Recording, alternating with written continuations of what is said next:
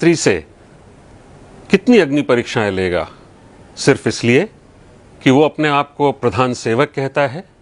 सारी दुनिया के लिए संसार के सबसे बड़े लोकतंत्र का वो प्रधानमंत्री है जो अपने देश को बदल रहा है। उसे संसार के अग्रणी राष्ट्रों की श्रेणी में लाकर खड़ा करने के लिए अथक निरंतर प्रयत्नशील है। लोग उसका गुणगान करते हुए नहीं थकते हैं। वो जहां भी जाता है लोग उसके सम्मान में सिर झुकाते हैं, उसकी बात सुनना चाहते हैं। उसकी अगवानी करने के लिए अन्य देशों के राष्ट्राध्यक्ष सारे के सारे प्रोटोकॉल छोड़ एयरपोर्ट पर आ जाते हैं और जब वो वापस स्वदेश लौटता है तो कुछ मान सम्मान या जो भी कुछ उसे उपहार में मिला है वो सब समर्पित कर देता है। अपने देशवासियों को, 130 करोड़ देवी देवताओं को वो कहते नहीं थकता कि वो उनका सेवक है। रात को 3 बजे लौटता है लंबी हवाई यात्रा के बाद और फिर सुबह 6 बजे तैयार रहता है काम पर चलने के लिए।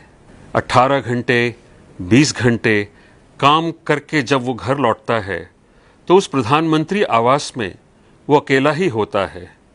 कोई उसके सामने एक प्लेट रख देता होगा, उसमें खिचड़ी परस देता होगा, जिसे खा के 1 गिलास पानी पी के वो अपनी कुछ घंटे की नींद लेने के लिए अपने बिस्तर पर लेट जाता होगा।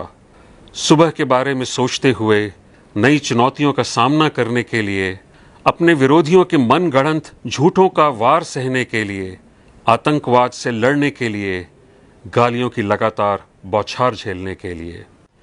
प्रधान सेवक, चौकीदार, ये सारे नाम उसने अपने आप ही ओढ़ लिए हैं।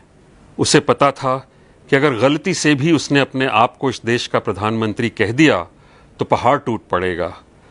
लोग कहेंगे, देखो ये चाय वाला, ये मोदी अपने आप को प्रधानमंत्री समझ रहा है।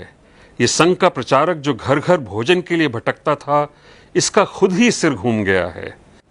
वो प्रधान सेवक ही बना रहा और एक सेवक की तरह हाथ जोड़े खड़ा रहा। कभी शिकायत नहीं की, पलट के जवाब नहीं दिया। यही कहता गया, ऐ मेरे मालिकों, आगे क्या हुक्म है जो बजा लाऊं। और मालिकों को देखिए, तैयार रहते हैं फरमाइश लेके। कभी मन में ये नहीं आता कि सेवक सोया कि नहीं, उसने कुछ खाया कि नहीं। वो जितनी लगन से भी अपनी ड्यूटी बजाए, शिकायतें थमने का नाम ही नहीं लेती। उल्टा इस देश के निठल्ले, खानदानी बेईमान, लंपट, भ्रष्ट और राजनीति में अभी अभी जन्मे छिछोरे राजनीतिज्ञ भी कहते हैं कि चौकीदार चोर है।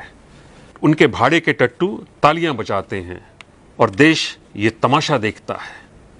छुटभइये लफ्फाज चुन चुन के गालियों की इजाद करते हैं हमारे प्रधान सेवक के लिए।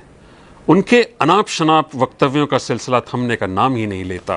कितनी परीक्षाएं चाहिए इस देश को ये कहने के लिए कि हे प्रधान सेवक, हे चौकीदार, हम कृतज्ञ हैं तुम्हारे। या फिर ये देश कृतज्ञता ज्ञापन की परंपरा ही भूल गया है।